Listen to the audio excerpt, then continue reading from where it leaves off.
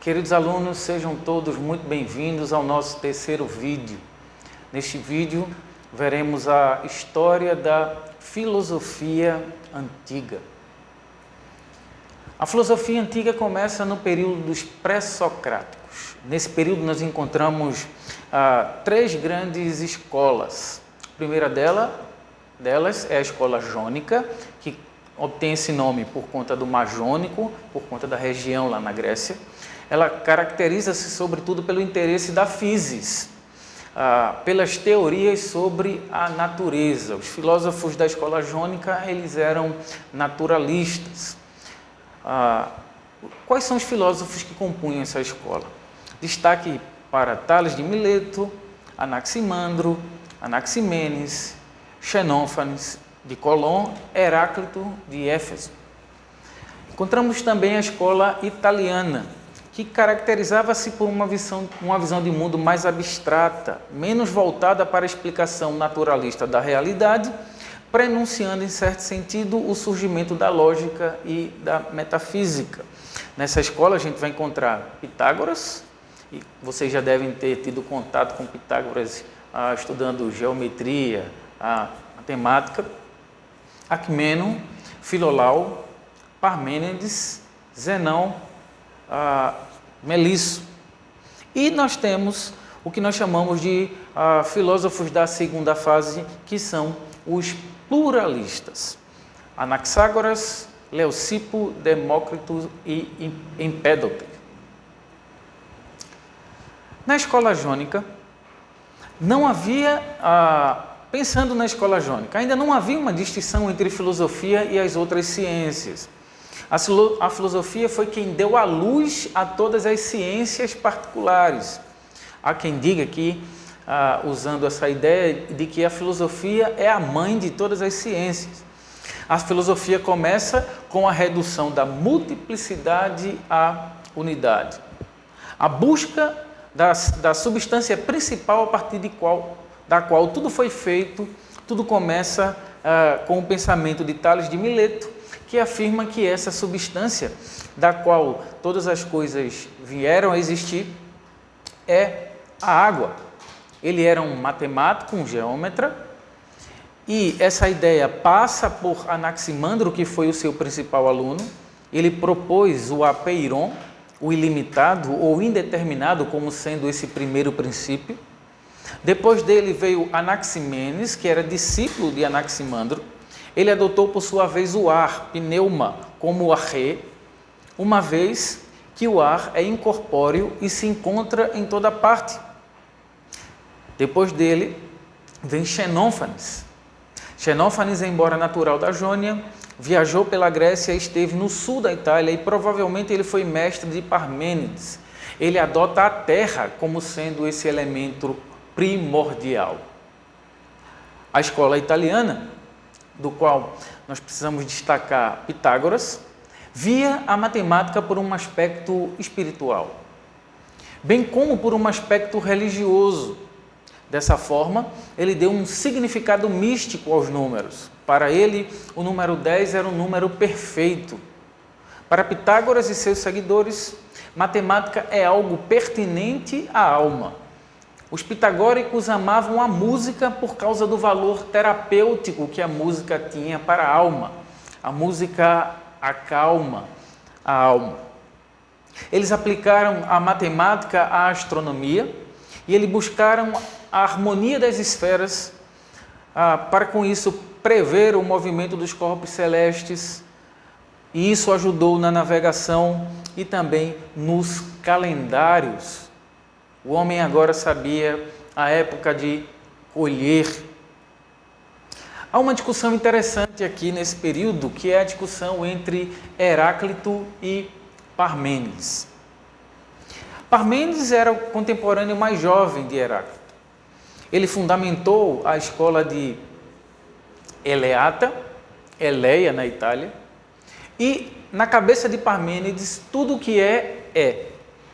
Para Parmênides, tudo que existe, existe de modo absoluto e não pode mudar.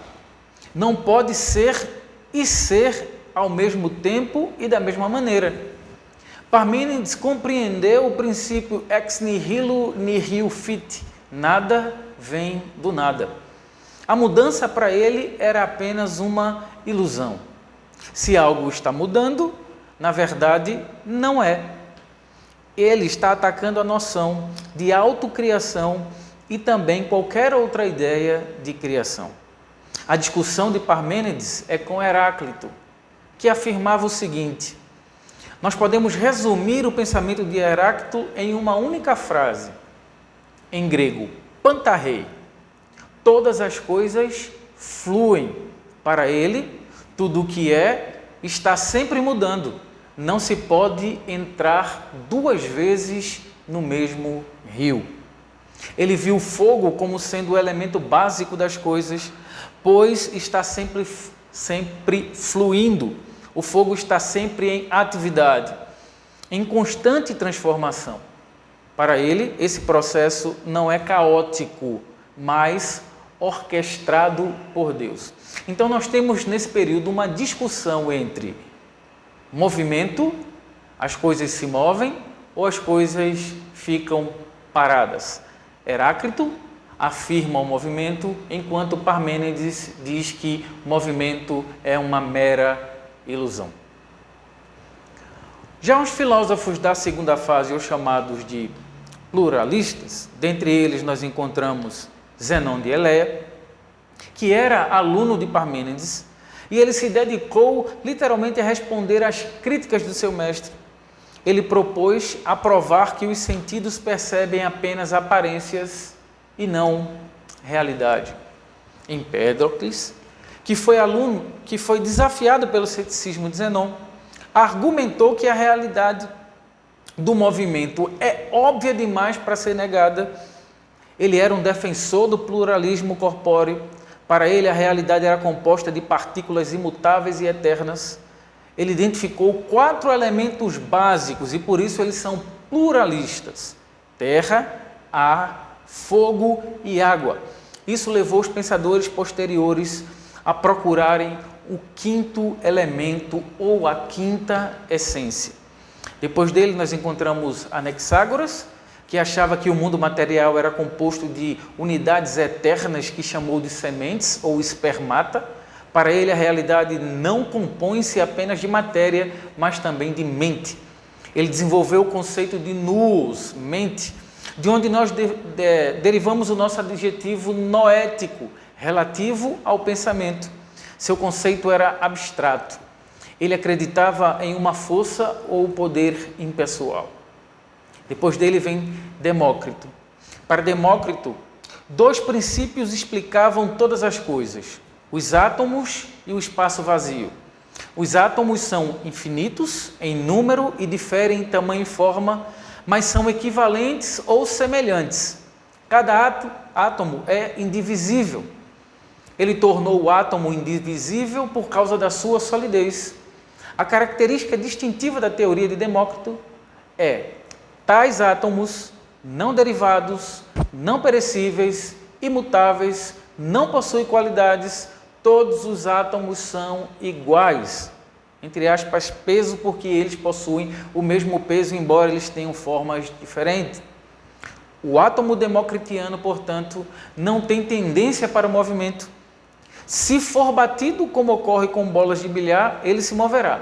Mas, deixado por si só, não haverá razão para ir de uma a outra direção. Então, os filósofos pré-socráticos, eles estão preocupados em descobrir a origem de todas as coisas. Já quando chegamos no período socrático, esse pensamento ele é totalmente mudado. Por conta das guerras que haviam nas regiões ali da Grécia. As pessoas agora estão se voltando para a política. O pensamento de todo mundo agora, nesse período socrático, é política. Os jovens desejavam ser políticos. E é isso que vai imperar nesse período socrático. No período socrático nós encontramos os 3 grandes filósofos: Sócrates, Platão, que era discípulo de Sócrates, e Aristóteles, que era discípulo de Platão. Enfim, como nesse período o desejo de todo jovem é querer ser político, surge a figura do sofista. Os principais líderes desse movimento foram Górgias, Protágoras e Trasímaco. Górgias negou que houvesse qualquer verdade. Todas as afirmações são falsas. Protágoras declara que o homem é a medida de todas as coisas. Para ele, o conhecimento restringe as nossas percepções e as percepções são diferentes para cada pessoa. E Trasímaco atacou a busca da justiça. A justiça é um conceito para pessoas de mente debilitadas, às quais falta determinação de se afirmar. É contra os sofistas que Sócrates vai erguer a sua voz. É contra os sofistas também que Platão irá erguer a sua voz. Nós não temos nenhum texto escrito pelo próprio Sócrates. O que nós conhecemos de Sócrates é aquilo que Platão, que era seu discípulo, fala sobre ele. A diferença que nós encontramos entre os filósofos e os sofistas é que o filósofo é alguém comprometido com a verdade e o sofista não. Ele é alguém que não tem compromisso nenhum com a verdade. O único compromisso do sofista nesse período era o compromisso do convencimento. Para ele não interessava se o que ele estava dizendo estava correto ou errado, mas para o sofista só interessava convencer as pessoas. Logo, houve uma grande procura por parte dos jovens ao ensinamento dos sofistas, uma vez que eles queriam ser políticos. Aprender a arte do convencimento com os sofistas facilitaria a busca desses jovens na entrada da política.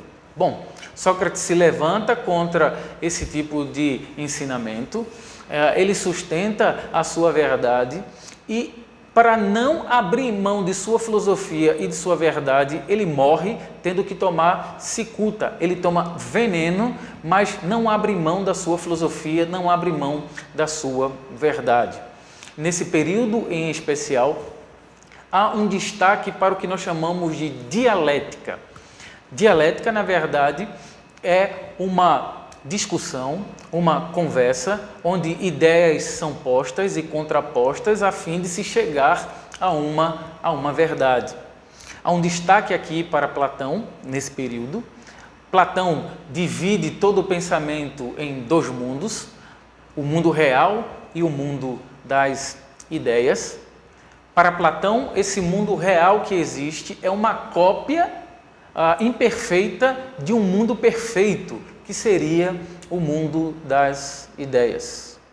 Aristóteles já rompe com o pensamento de Platão e pensa no mundo real, enquanto que para Platão o conhecimento só era obtido por remanescência, ou seja, buscando nesse mundo das ideias a ideia perfeita e aplicando a esse mundo.